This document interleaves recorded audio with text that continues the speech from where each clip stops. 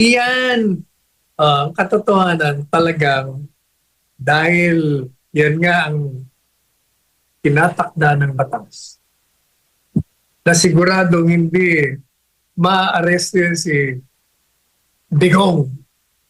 Kasi papadaanin mo sa proseso eh. Makikita yung kabulastugan ng mga demanda sa kanya. Hindi nila ako minadali nila. Tapon na natin yan, arresto niya para wala na tayong sakit ng ulo dito. Dahil ito ang pinakamagaling na nagiging oposisyon natin eh. Ito ang number one na influencer dito. Ayaw nating si Inday Sara maging presidente, kailangan mawala yan. Tanggalin na natin yan. O yan o ang ginawa nila. Yan talaga. Mulat sa poll, yan na ang layunin. O kaya, nagkaletse-letse sila ngayon. Hindi yun nila na-anticipate, naisip, na ang taong bayan ay makikita yung kabulastugan na ginawa nila, yung illegal na ginagawa nila. Kaya pinarusahan ang administrasyong ito noong nakaraang halalan. Lumagapak ang karamihan sa kanilang mga kandidato. Yung mga lantaran na sumira, umusig, pinersecute, inapi ang Magamang Duterte. Kaso ni Abante, Yes po. Lista Abante. Ayan, di ba sabi ko, huwag ka masyadong Abante na Abante. Atras ka muna, ba hindi ka pa nakakasiguro. Hindi na siya makakaupo ngayon. Sapagkat dinisqualify si Oy dahil hindi natural born citizen. Assuming na hindi nga natural born citizen, sa ilalim ng dating doktrina, pwedeng maupo si Abante. Kaya nga mamayabang niya na ako, babalik, uupo ako. Yun pala yun. Pero ngayon, may problema siya ngayon.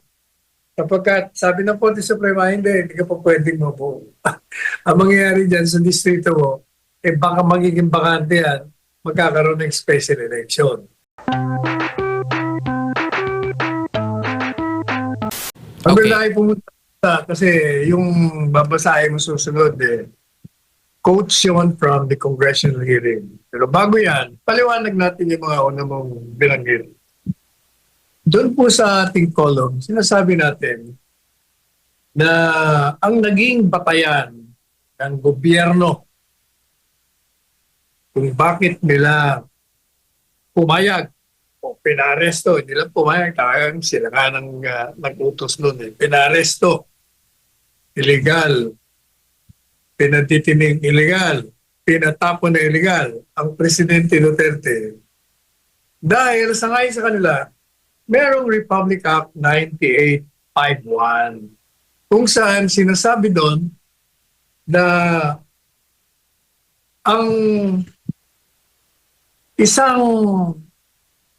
ang bansa natin, ang Pilipinas, kung ito ay nag-iimbestiga ng isang krimen,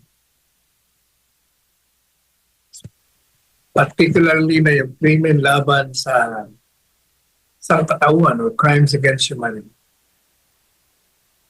Pag gustong kunin ng isang international court, kaya ng ICC, o ng isang bansa, upang litising kaugnay sa pagkamit ng krimen, kung hindi man doon sa mga krimen na sinasabing lumalabag sa crime against humanity, o kaya naman ay krimen na ginawa laban ng mamamayan ng isang bansa. Nakalagay doon sa 9851 ay in the interest of justice and meron pa sa bantang uli and subject to the treaty or agreements entered into between our country and the said foreign entities or country, pwede raw na isurrender nila ang iniimbestigahan dito. Dahil sabi may option sila, either imbestigahan sa ating bansa o ibigay sa nagre-request gaya ng ICC o ng isang bansa. Tama ho yun ang nakalagay, pero Ang kinakalimutan nila at tinatago nila, hindi nila sinasabi sa mga kababayan natin. Yung pong provision na yun ay may kulatilya, may kondisyon.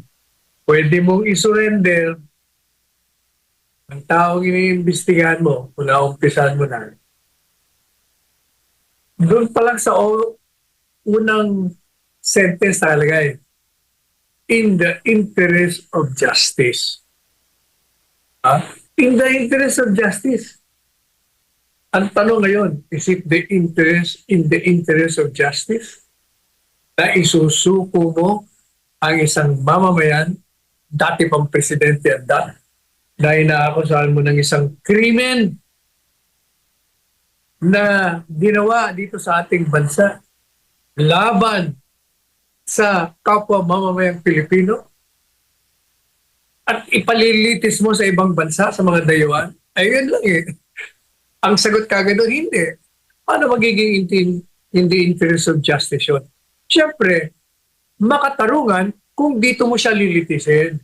Sapagat dito niya ginawa sa bansang ito at siya ay isang Pilipino na nagkamit ng krimen di umano laban sa kapwa Pilipino. Doon lamang eh, sira na kagad. Hindi na kagad papasok yung kulatilya o kondisyon na pwede mong ipagkanulo, ibigay ang isang iniimbestigahan mo na mamamayang Pilipino. Pangalawa, yung pangkulatilya sa bandang likod na sinasabi niya, nang pwede yan. Pero, kailangan subject to the treaty or any international agreement. Kailangan padaanin mo kung ano nakatakda doon sa pinag-usapan o pinagkasundaan ng bansa natin at nung bansang humihiling o ng isang international tribunal. O ano ba nakalagay doon sa treaty? O hindi ba? Ang nakalagay doon, unang-una, number 1, pagdating sa ICC, kailangan may jurisdiction ka sa amin. Magkakaroon ka lang ng jurisdiction sa amin kung kami ay membro ng iyong grupo. Dati, membro tayo. Sangayon sa kanila. Ipagpalagay na tayong naging membro, ay kumalas na nga tayo. O, hindi ka na membro. Pangalawa, sa kanilang batas o Rome Statute na lumikha ng International Criminal Court, sinasabi ho doon na ipagpalagay na membro tayo. Membro tayo. At kumalas, pwede pa rin silang may jurisdiction. Yan eh, kung nakapasa sila doon sa unang kondisyon, kasi dalawa nga ang kondisyon din sa kanilang batas eh. Ang kondisyon, no, kahit miyembro ka, hindi basta sila makakapasok. Unang-una, kailangan ipakita nila sa atin na wala tayong kakayahan na usigin ang mga nagko-commit ng krimen, gumawa ng krimen dito sa ating bansa. Pangalawa, pakita nila kung meron man tayong kakayahan, ayaw nating usigin. Ayaw usigin dahil siguro yung mismong mga halal o appointed officials ayaw gumalaw dahil sila siguro yung may mga kalokohan. Yun lamang ang kalakaran kung paano sila pwedeng makialam o pumasok sa ating sistema legal kung tayo ay miyembro. Pero hindi na nga tayo na miyembro eh. Pero sabi nila, hindi. Miyembro kayo, hindi nga kayo miyembro, pero sa aming batas na tinanggap nyo at sinang-ayunan nyo, kayo'y may obligasyon pa rin na mag-cooperate sa amin kung nasimula na namin ang formal na investigasyon. Tama ho siya doon. Kung totoo na nasimula nila ang formal na investigasyon, bago tayo bago naging epektibo yung pagkalas natin. Eh, kumalaso tayo. 2018, naging epektibo 2019.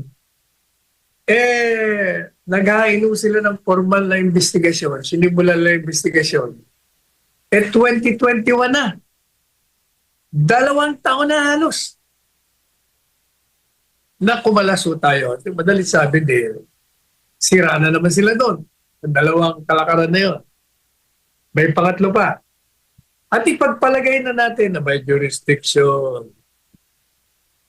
Pagpalagay na natin na kahit kumalas tayo, meron silang jurisdiction. Abay, may nakalagay pa ho sa treaty. Anong nakalagay? Pag-aarestuin ng isang tao, sang-ayon sa kanilang inilabas na warrant of arrest, kailangan padaanin sa hukuman natin. Bakit? Sapagkat yung pong ating saligang batas ay nakalagay ho doon. Unang-una, no person shall be deprived of life, liberty, or property without due process of law. Walang mamamayan, natatanggalan mo ng buhay, kalayaan o ari-arian nang hindi dumaraan sa isang proseso kung saan bibigyan mo siya ng pagkakataon na ipagtanggol ang kanyang sarili. Yan ang nakalagay sa ating saligang batas. At dahil dyan, may nakalagay din sa saligang batas natin na bago ang isang tao ay aarestuhin, kailangan unang-una magkaroon ka muna ng preliminary investigation. Pag natapos ang preliminary investigation at nakakita ng probable cause, maaaring ginawa mo nga yung krimen, ang judge, yan, itong mahalaga, judge, sabi yung sa saligang batas, kailangan examinin mong personal, pag-aralan mo kung meron kang probable cause na meron kang batayan sa pag-issue ng warrant of arrest dyan sa taong yan. Kaya dahil dyan sa provision na yan, yun ang tinatawag, bahagi ho yan ng due process. Pag-aaralan muna ng hukom kung dapat ngang arestuhin ka. Ang tanong, ginawa ho ba nila yan? Sa kanilang batas, sinasabi na kailangan padaanin mo sa local court. Sa ating batas din, sinasabi bago ka mag-aresto, kailangan muna ang isang hukuman ay magbigay ng isang mandamento de aresto. Hindi yung ginawa.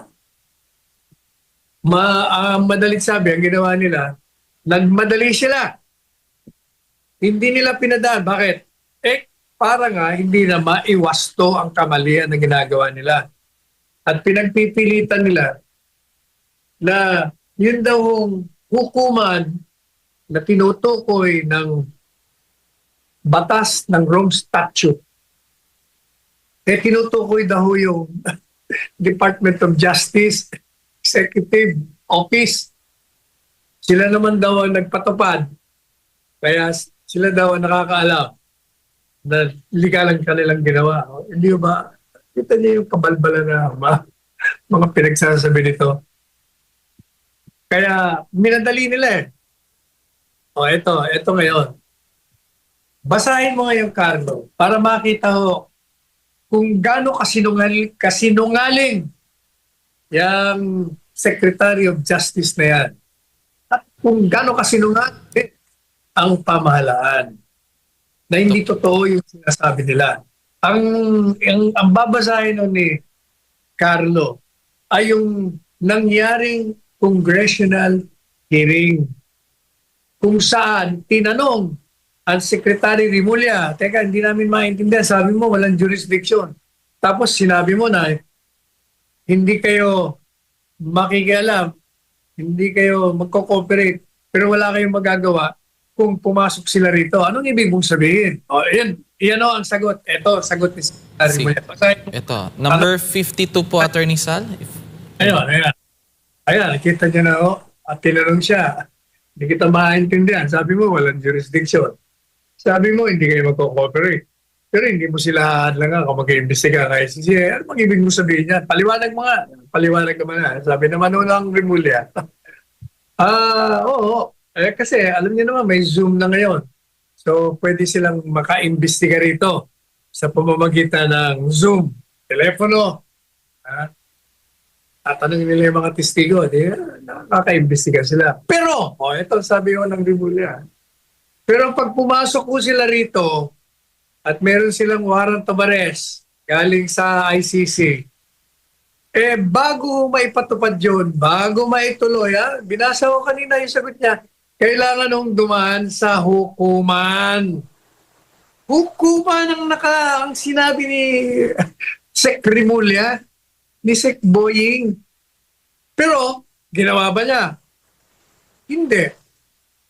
Ang dahilan niya, ngayon, ang DOJ, ang dahilan, hindi, yung hukuman yan, tinutukoy niya, yung DOJ, kami na yun.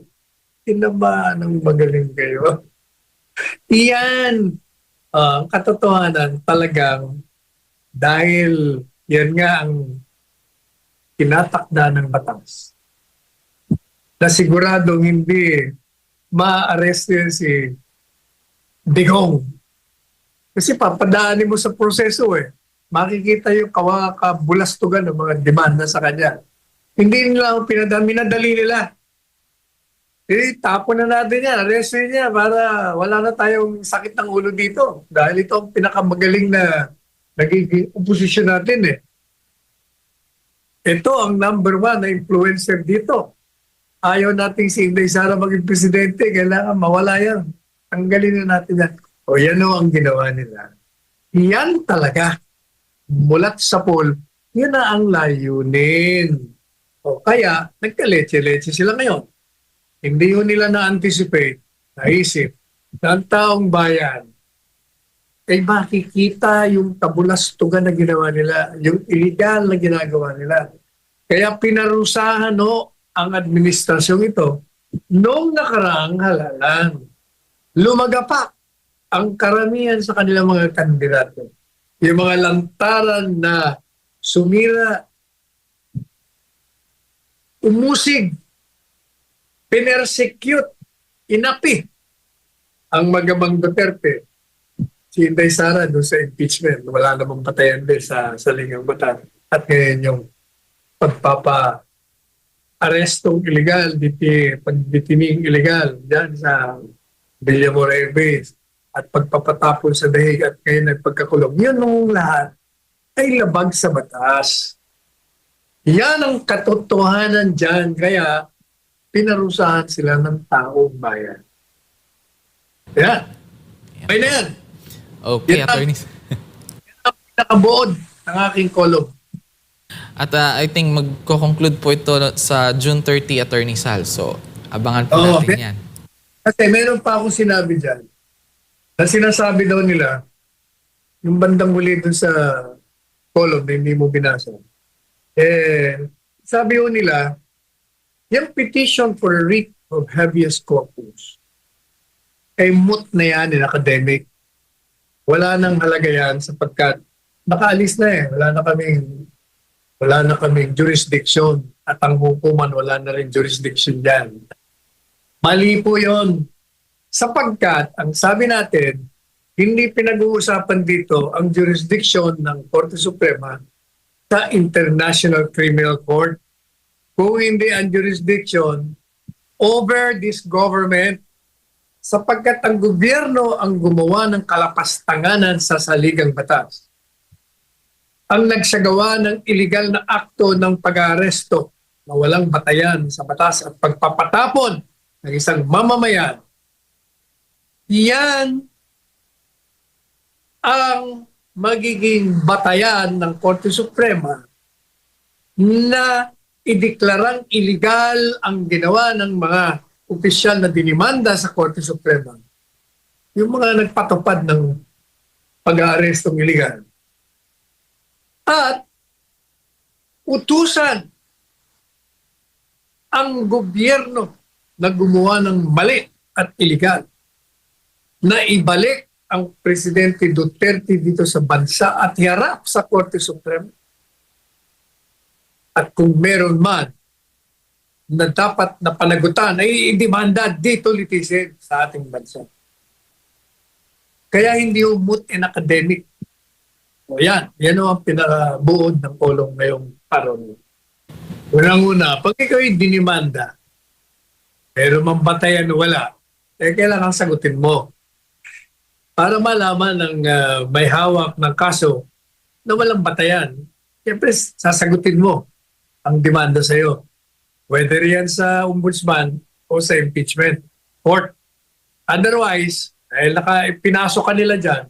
Kung hindi ka sasagot dyan, itutuloy investigasyon o ang paglilitis nang hindi mo binigyan ng iyong mga katugunan, pagsira sa mga argumento na inilatag laban sa iyo. Kaya talagang dapat sasagot ka.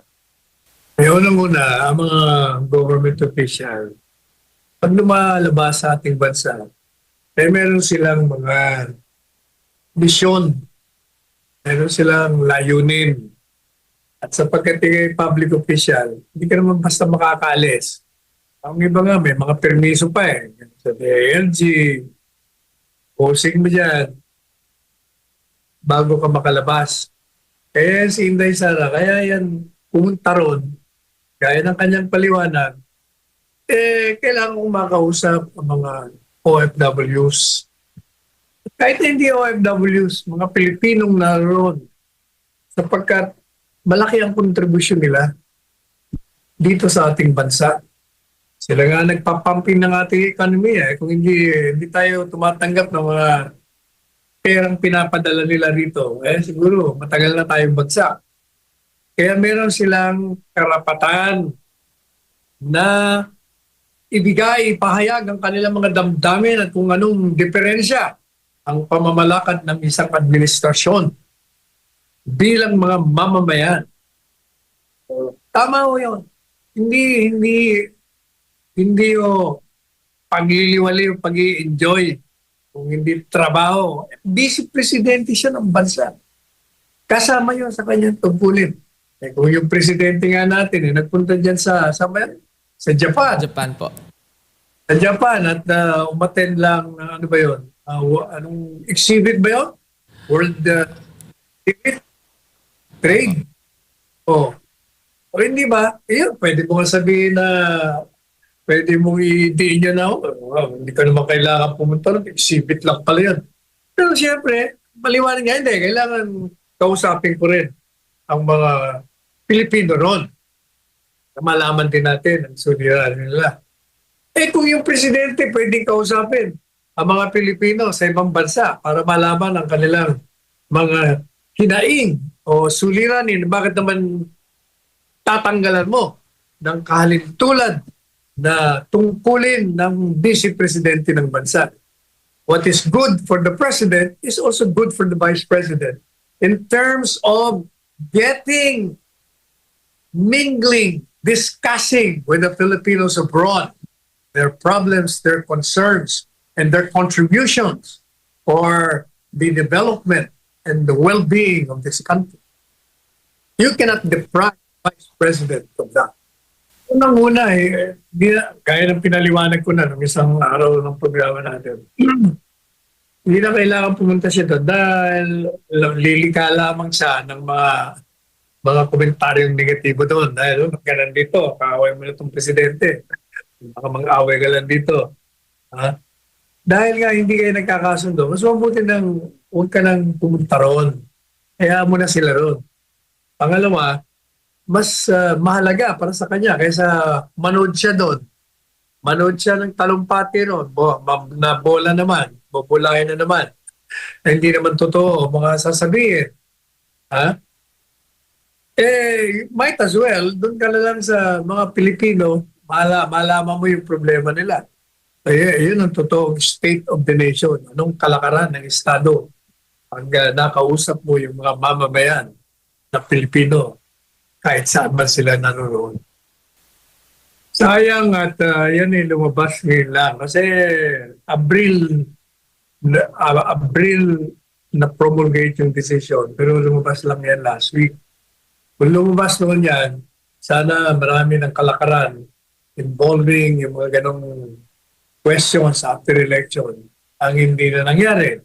Kasi yung naging decision ng Korte Suprema na yung second placer ang mag-a-assume ng posisyon nung na-disqualify. Sa totoo lang, marami ang tumutuligsa dun sa ruling na yun.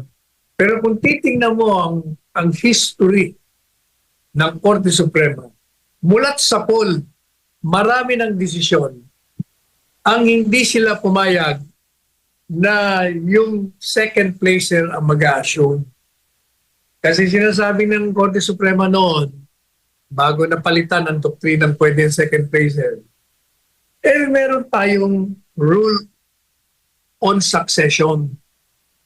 Ang batas sinasabi, pag ang isang posisyon ay nabakante dahil sa nagbitiw sa tungkulin o kaya naman namatay o kaya naman na-disqualify, ano mang legal na dahilan, ang mag-a-assume kung ikaw ay gobernador, vice gobernador. Kung ikaw mayor, ay vice alkalde.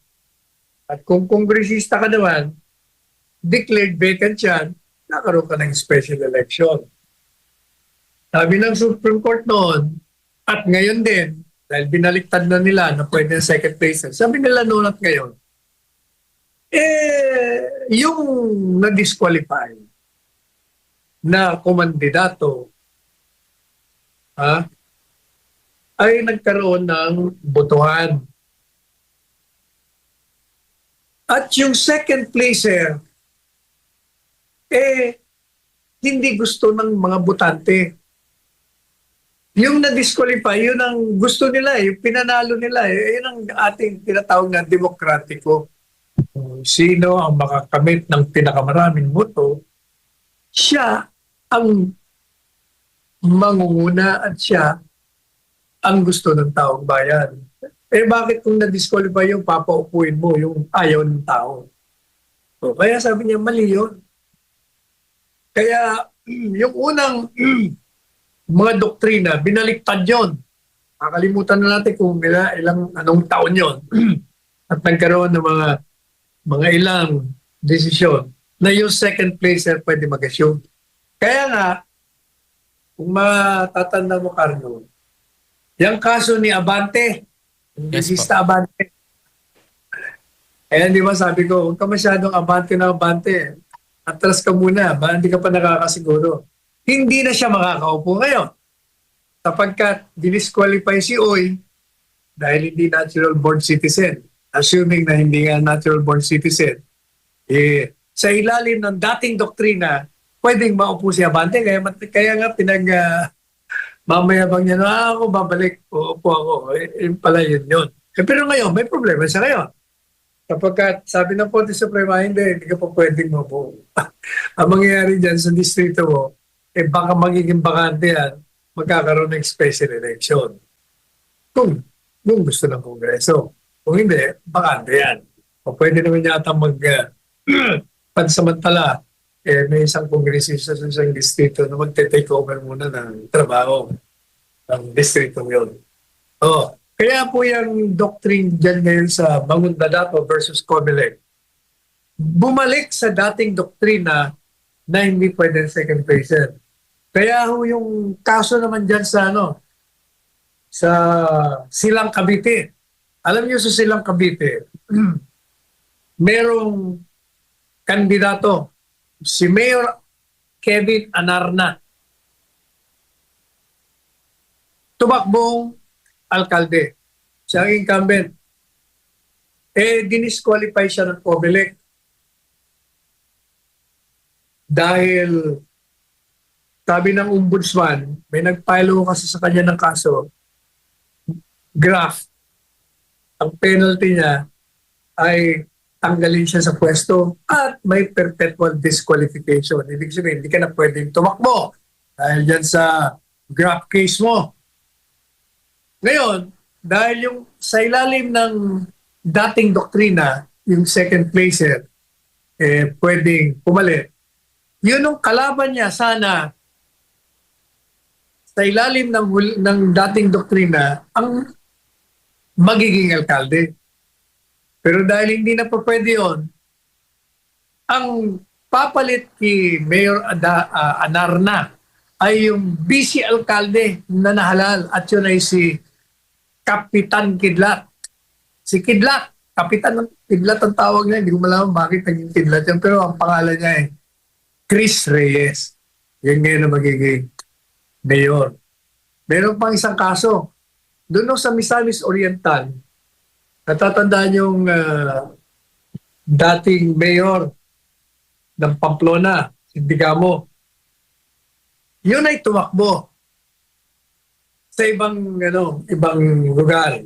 Mayor siya ng isang lugar, Pamplona, pero yun ay nasa unang distrito yata yun, hindi tayo nagkakamali. Tumakbo siya sa second district. Madaling sabi, nagbago ng residence. Pinail ngayon ang kalaban niya. May nagpile, ang kalaban niya ba kung sinong nagpile na hindi pa pwede yan. Dahil tumakbo ka bilang kongresista dito sa bayang ito, pero nanunungkulan ka pa rin mayor dyan sa bayan mong dati. Ibig sabihin, hindi ka naman talaga nag-transfer. Kaya, dinisqualify siya. Ngayon, sa ilalim ng bagong doktrina, hindi na siya makakaupo. At yung nanalo, doon sa labanan, hindi rin po pwedeng maupo. Hindi declare ng bakante ang posisyon. Yan, ngayon ang magiging, yan ang present ruling. Pero alam po ninyo, mapapansin nyo, kasi binasa ko yung desisyon yung boto ay isa lamang. Madalit sabi, yung doktrina sa second placer ay nanalo dahil sa botong isa. Kaya nanalo yung bagong doktrina. Pag nagretiro yung isa doon sa mga bumoto at napalitan na gusto rin yung second placer, mababago na naman. Kasi, ang paliwanag naman ng mga second placer proponents na kailangan na pwede siyang mag-assume office kahit na hindi siya yung nanalo. Ang rasyonal o ang katwiran kasi yung kalaban mong nanalo mulat sa ball ay disqualified pala. Ibig sabihin, parang hindi siya tumakbo. Wala kang kalaban. Kaya since ikaw ang second placer, dapat ikaw ang nanalo. Dahil wala ka namang kalaban. Yan naman ang doktrina, advokasya ng mga gusto na second placer.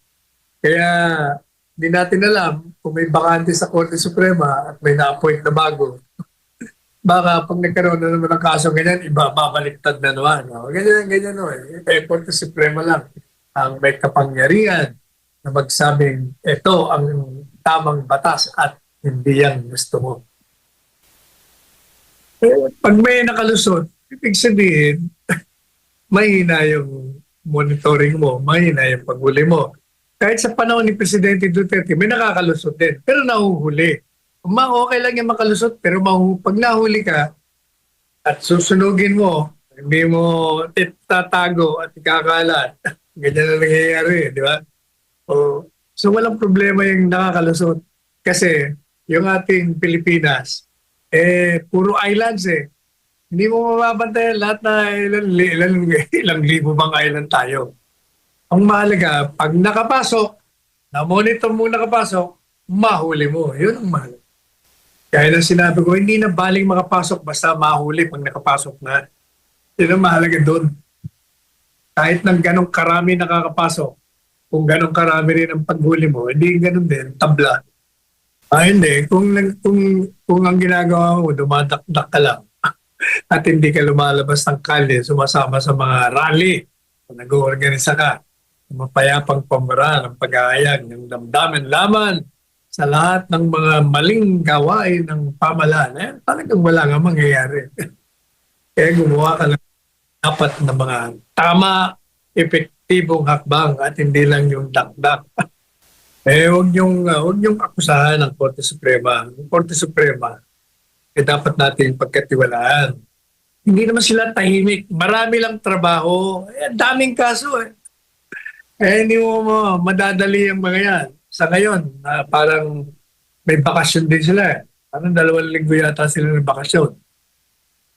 Yan po. Pero dahil ang Korte Suprema, gumagalaw yan.